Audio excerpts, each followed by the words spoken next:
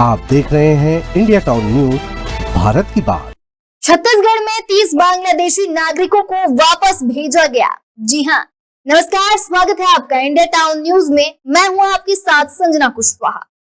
छत्तीसगढ़ में पहली बार अवैध रूप से रह रहे बांग्लादेशी नागरिकों को कानूनी प्रक्रिया के तहत उनके देश वापस भेजा गया। आपको बता दें, यह कार्रवाई राज्य के 4 जिलों रायपुर, दुर्ग, राजनांदगांव और रायगढ़ में की गई थी।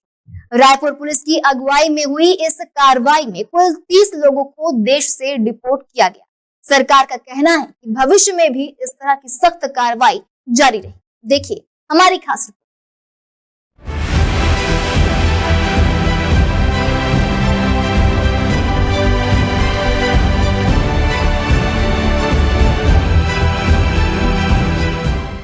मंगलवार को छत्तीसगढ़ पुलिस ने एक बड़ी कार्रवाई को अंजाम दिया, जहां राज्य में अवैध रूप से रह रहे 30 बांग्लादेशी नागरिकों को भारत से डिपोर्ट कर उनके देश भेजा गया।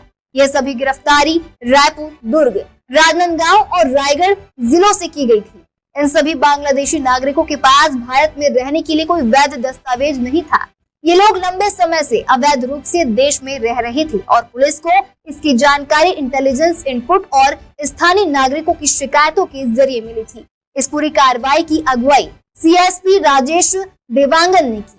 उनकी टीम ने सुरक्षा के साथ इन सभी नागरिकों को रायपुर एयरपोर्ट पहुंचाया, जहां से उन्हें फ्लाइट के जरिए गुवाहाटी भेजा गया।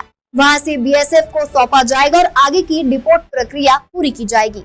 पुलिस का कहना है यह छत्तीसगढ़ में पहली बार हुआ है जब कानूनी प्रक्रिया के तहत विदेशी नागरिकों को डिपोर्ट किया गया है। इस कार्रवाई के लिए केंद्र सरकार से अनुमति ली गई थी और फिर पूरी प्रक्रिया तय नियमों के मुताबिक की गई।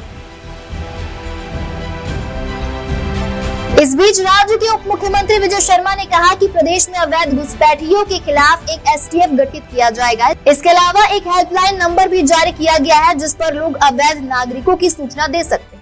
उन्होंने कहा कि जो भी अवैध रूप से राज्य में रह रहा है, उसके खिलाफ सख्त कानूनी कार्रवाई की जाएगी। राजनांदगांव जिले में कुछ दिनों पहले एक विशेष तलाशी अभियान चलाया गया था, जिसमें 13 बांग्लादेशी नागरिकों को पकड़ा गया था। इन पर आरोप था कि ये लोग बिना पासपोर्ट और वीजा के भारत में घुसे थे और कई सालों से छुपकर रह रहे थे। अधिकारियों के मुताबिक इन सभी लोगों ने रहने और पहचान छुपाने के लिए फर्जी नामों और पतों का इस्तेमाल किया था। कुछ लोग दिहाड़ी मजदूरी तो कुछ स्थानीय ठिकानों पर घरेलू काम कर रहे थे। अब इस कार्रवाई के बाद यह साफ हो गया है कि सरकार इस मुद्दे को लेकर गंभीर है और आने वाले दिनों में अवैध रूप से रह रहे अन्य विदेशी नागरिकों की पहचान कर उन्हें भी डिपोर्ट किया जाएगा।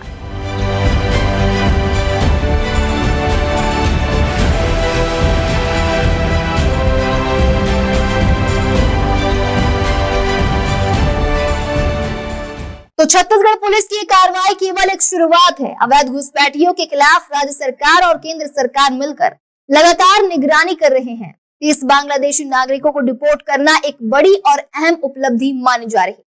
अब देखना होगा कि आगे किस तरह की और कार्रवाई होती है और क्या राज्य में अवैध नागरिकों की मौजूदगी पर लगाम लग पाती है। अब आगे क्या होगा और क्या नहीं होगा, ये तो आने वाला वक्त बताएगा। हम आपको सारी अपडेट देते रहेंगे। देखते रहिए इंडिया टाउन न्यूज, भारत की बात।